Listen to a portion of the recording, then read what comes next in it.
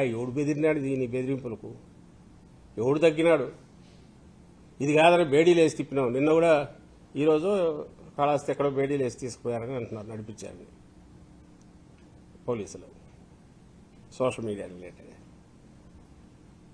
చంద్రబాబు నాయుడు గారు గుర్తుపెట్టుకోవాల్సింది, లేదా ఆయన కొడుకు నిన్ననే ఏదో కొత్త శకం అంట, ఆయన శకం అంటే ఏదో తీయాలంటే ఆయన ప్రస్థానం చూస్తే బ్రీఫ్ సంక్షిప్తంగా ఉంటుంది. ఆయన ఏముంది వచ్చేసి 14-19 మధ్య లోకేష్ అదేది మన ఎమ్మెల్సీ ఇండైరెక్ట్గా వచ్చి గెలవలే, కాన్స్టిట్యున్సీలో గెలవలే, ఇండైరెక్ట్గా వచ్చి తర్వాత మినిస్టర్ ఏదో చేసినట్టున్నాడు.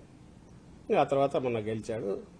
సర్వం సహా అధికారాలు తనవే అనేది ఇప్పటికే డిఫాక్టో చీఫ్ మినిస్టర్గా. నిన్నెవరో అంటున్నారు సీఎంఓలో ఇవి కూడా ఏం జరిగినా తనకు రిపోర్ట్ పోవాలని, అతనే డీల్ చేస్తుంటాడు, తనే ఇదవుతాడన్నారు. మంచిది, ఆయన నమ్మకమైన కొడుకు పెట్టుకున్నాడు, బాగానే ఉంది. సరే ఆయన రెడ్ బుక్ అనుకుంటారో ఇంకోటి ఏదో, లేదా ఈయన చంద్రబాబు నాయుడు గారు ఇద్దరు కలిసి ప్లాన్ చేస్తున్నారు తెలియదు. కానీ మీ మాటల వల్ల మీరు గొడ్డలన్నా, కత్తెన్నా, సైకో అన్నా, ఇంకోటన్నా, ఏదన్నా మీకు మేము